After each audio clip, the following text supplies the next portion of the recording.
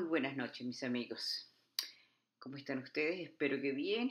Yo creo que es importante que empecemos a hablar mientras las cosas en Venezuela siguen su curso.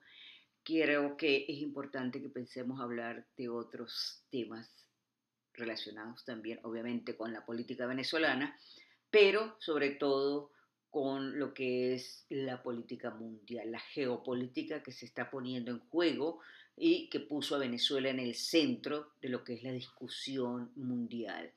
Entre, por supuesto, las fuerzas democráticas, la democracia como sistema político, como sistema filosófico, como cuerpo de ideas que sostienen la gran mayoría de los países del mundo, y, por supuesto, las ideologías marxistas, leninistas, estalinistas, por otro lado, que sostienen los sistemas políticos de la izquierda ideológica mundial y latinoamericana, por supuesto. Yo creo que es importante que empecemos a hablar de esos temas, de lo que es la democracia y el comunismo, la democracia y el socialismo, ya que eso es realmente el centro de la lucha en este momento en Venezuela, pero también es el centro de la lucha, al menos debería serlo, yo creo que lo es, de la lucha mundial en el sentido de que los países que de una u otra manera han aceptado el retorno a la democracia en Venezuela, han aceptado al presidente Juan Guaidó como presidente legítimo, son los países que han dado un paso al frente para defender la democracia en el mundo. Porque yo creo que eso es algo de lo que ha venido, vamos a decir, adoleciendo, careciendo el mundo civilizado.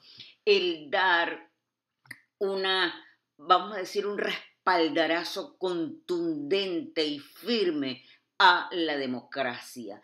Y, por supuesto, un rechazo igualmente contundente y enérgico al socialismo o al comunismo que mantienen a sus ciudadanos, los ciudadanos de sus respectivos países en los estados más deplorables de miseria, atraso, hambre y, por supuesto, de condicionamiento de las libertades individuales.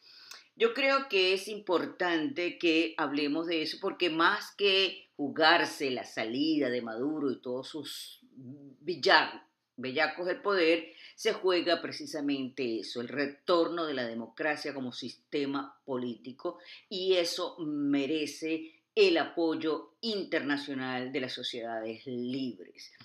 Por supuesto, el bloque, vamos a decir, socialista, comunista del mundo, cuyas máximas expresiones simbólicas lo representan China y lo representa, por supuesto, la Unión Soviética, la ex Unión Soviética, Rusia, evidentemente son países con un comunismo de Estado, con un socialismo, comunismo de Estado, pero con unas economías de mercado, unas economías abiertas al mundo capitalista y, por supuesto, abiertas a la circulación de las monedas internacionales, abiertas al mercado mundial, abiertas a los dólares, pero con una población que trabaja en condiciones de esclavismo, por eso también lo sabe todo el mundo.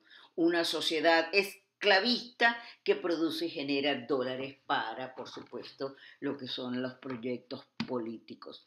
Eso es Cuba, perdón, es China, es Rusia. Y en América, pues evidentemente nosotros tenemos el mayor ícono de lo que es el comunismo a nivel americano, que es el comunismo cubano. El comunismo cubano en las figuras de los Castro, por supuesto, ya se convirtió en leyenda, vamos a decir así. Es un comunismo que por más de 60 años ha tenido bajo una sola mano, bajo una sola familia, bajo un solo apellido, el destino de una nación. Y, por supuesto, ha intervenido de manera directa en el resto de los países, vamos a decir, americanos. En todos los países y algunos de Europa, que como todos sabemos, especialmente del África y otras zonas.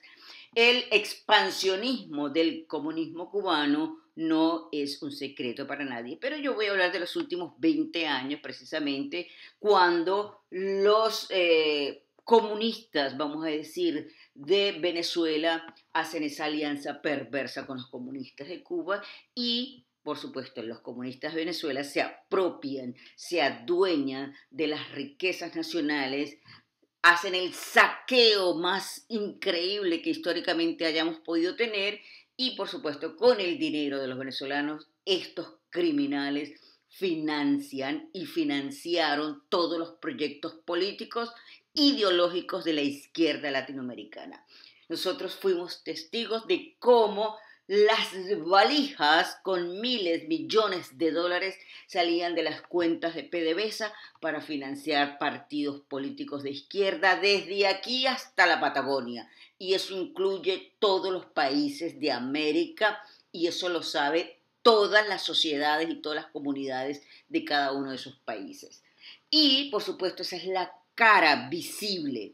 Esa es la cara visible de esta intervención cubana, de este expansionismo cubano que lleva su proyecto político a todas partes de América. Porque también tuvo una cara secreta o una cara oculta, no tan oculta porque ya todo el mundo la sabe y la conoce, que fue el financiamiento de la guerrilla armada en muchísimos países de Latinoamérica. El Ejército de Liberación Nacional, las Fuerzas Armadas Revolucionarias de Colombia, por decir algunas de las más emblemáticas, y por supuesto las de Uruguay, las de Chile, las de Argentina, las de Perú, Sendero Luminoso, etcétera, etcétera, para ustedes contar.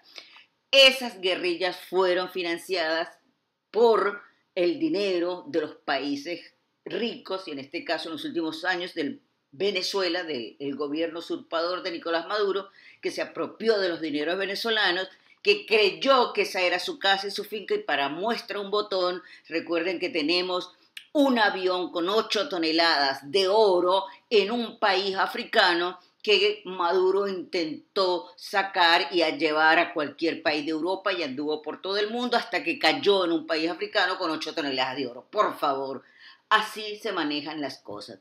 Entonces, el proyecto expansionista de la izquierda latinoamericana es lo que tiene estas, vamos a decir, circunstancias continentales.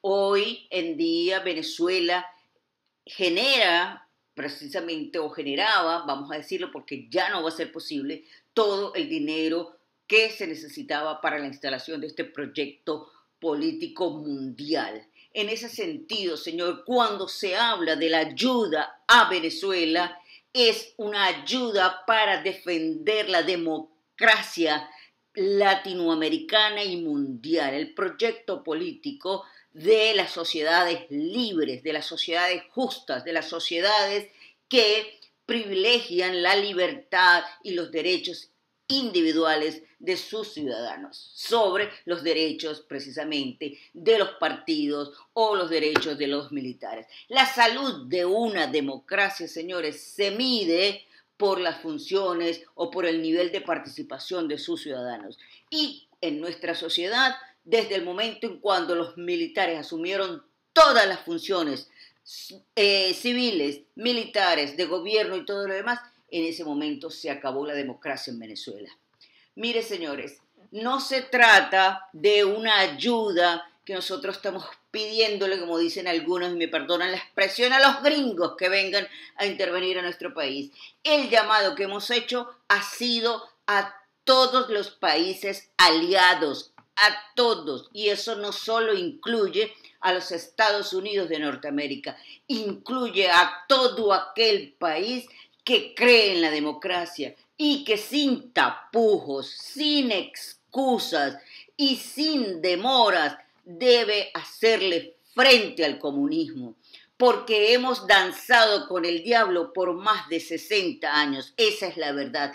Ningún otro presidente en el mundo como Fidel Castro fue recibido por todos los presidentes, absolutamente democráticos, todos los presidentes del mundo, todo el mundo lo recibía como un dios, como un artista, como alguien fabuloso, ¿verdad? Independientemente de que en su país la gente moría, fue ajusticiada, fue fusilada, cerraron todo lo que no fuera Castro comunista. La gente prefería lanzarse al mar y que se muriera en el mar a vivir en una isla condenada a la miseria y condenada al ostracismo y condenada precisamente a vivir bajo el criterio de un anciano loco y enfermo, porque eso era lo que es Fidel Castro, lo que fue Fidel Castro y lo que es ahora Raúl Castro. Así que, señores, ya basta de este jueguito de que cada vez que les dé la gana intervienen en todas partes, pero cuando en la Convención de Ginebra siempre consiguen que alguien los defienda y que alguien precisamente sean los abanderados del comunismo. Señores, el comunismo como sistema político fracasó en el mundo, fracasó totalmente y sin remedio, señores. Y quienes ostentan las banderas del comunismo sencillamente son disfraces políticos, porque en el fondo se mantienen con el uso del capital mundial del resto de los ciudadanos mientras someten a sus propios pueblos.